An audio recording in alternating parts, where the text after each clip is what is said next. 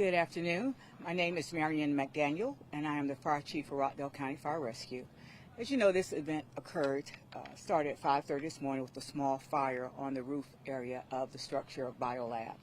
The fire was contained, and then the water supply secured. During the time they were offloading the product from the building, the fire reignited around 12 noon. For the past 2 or 3 hours, we've been battling that fire to where we now have it out.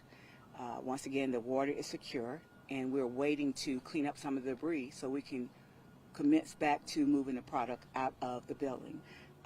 As you see behind me, what you're seeing is still that chemical reaction from that water reactive chemical product, and once we can get it out, it was still off gas, but once again, the fire is out, and that is the status of where we are right now.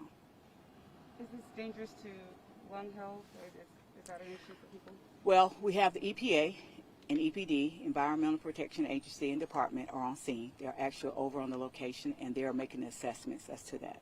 What's the chemical there? I do not have that information, and once again, once they make all those determinations, they will provide that information. Okay. Should people be evacuating or sheltering in place? So I will refer to Sharon Webb. She's the Director of Emergency Management Agency, to answer that question. All right. Anything else? Do you know about how long people can expect to still see this plume of smoke? Probably several days. I was not here during this occurrence in 2004, and it was several days of this type of reaction. However, of course, the longer it goes, the better it's getting. So we're mitigating to it. It's a slow process, but we are working to get through it. And again, this is just due to the chemical reaction of Correct. the fire. Correct. What you're seeing. When was the fire? What time around was the fire? So the initial call came in around 5:30 a.m. With a fire that, of course, activated the sprinkler systems, which reacted with the chemical itself. And so it's just been an ongoing. We've been fighting the fire with water, but the water is also aggravating the chemical, so it's a twofold. But we were able to get the fire under control, and that's where we are right now. And about what time was the fire under control this afternoon? I would say around 3:30, 4 o'clock. Okay. Mm-hmm. Okay. So the fire was first. That's what started. This was a fire, correct. And we had that out. We started to offload the material, the product, and in the process of that, the fire reignited. And so from that point, that occurred around 12. So around 3:30, 4 o'clock is when we got that under control. And now, once again, we're just trying to mitigate through the debris so we can offload the product. Do you know exactly what caused the fire to reignite? We do not. I mean, a lot of people are just looking at that and they look scary. And is there anything you want to say about people who are concerned about their health?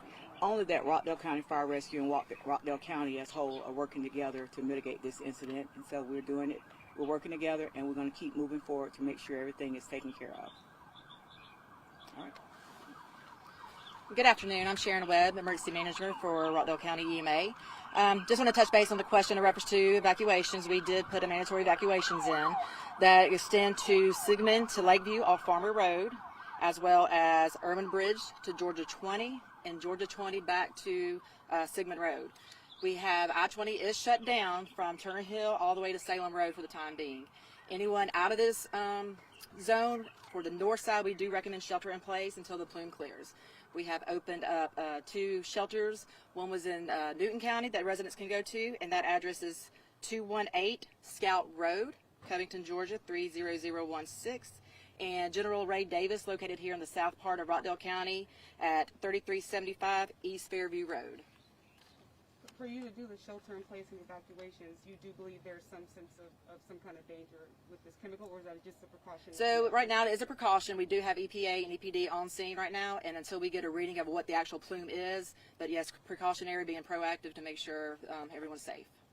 Do you know about how long these evacuation, shelter in place, and I-20 being shut down? Do you know how long estimate how long that's going to be in place? Not at this time. It really depends on where the plume shifts to and what we get calculated back from their reading. Any idea if this could affect school or work tomorrow? As of right now, I really can't say that, but really depends on the weather, and when we get that report back from EPD, we'll be able to actually verify that. Could you say how much damage I think was done to the building as far as like from this fire? Like Chief McDaniel. damage? So yes, the building itself, the roof's collapsed in totally, as well as several of the walls, which is why we are trying to assemble all that together and move it away to clear out so we can have a better path to offload that product. Have you been able to contact the owners of the building and communicate with them about the Well, the situation? plant manager was and probably still is on site. I took a tour over there earlier today, and the plant manager was on site, as well as a few of the employees, along with the staff. So yes, so they've been in contact. I have not, but someone's been in contact with them.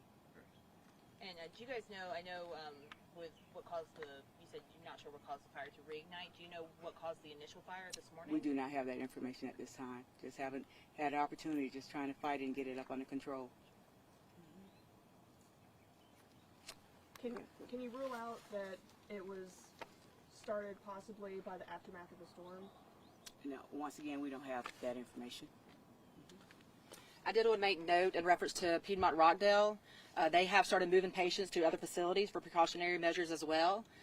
They are not closed. They were just, taking precautions to move patients to protection, and they are on diversion for anyone that happens to have a medical emergency. We encourage you to go to a surrounding hospital in another county. I did see some of the officers wearing what looked like gas masks. Is it safe to even be right here where we're standing with no mask on?